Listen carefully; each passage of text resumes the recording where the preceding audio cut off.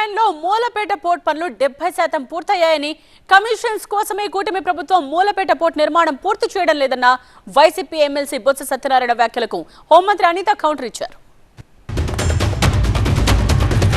ఈ ప్రాంతంలో మూలపేట పోర్ట్ నెత్తి మొదటి కోసం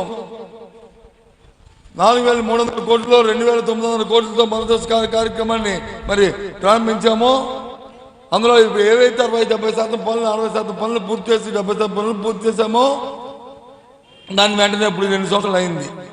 ఆ 30% పనులు మీరు పూర్తి చేయలేరా? వాళ్ళకి మీకు ఇంకా సెట్టింగ్ అవ్వలేదా? వాళ్ళకి మీకు ఇంకేమి కార్యక్రమం జరగలేదా? దేనికోసం వెయిటింగ్? దాంట్లోనూ కార్యక్రమేనా? గవర్నమెంట్ లో ఉండేటప్పుడు వాళ్ళ 5 సంవత్సరాల గవర్నమెంట్ లో ఉండి కేవలం నాకు తెలిసి 17 to 20% మాత్రమే అక్కడ ప్రజలకి ఉపయోగపడే పరిస్థితి ఉంది. కాబట్టి దాన్ని ఇమీడియట్ గా మేము ఈరోజు 70% వరకు కంప్లీట్ చేసింది మేమా కాదా అన్న సంగతి ప్రజలకి తెలుసు, మీకు తెలుసు.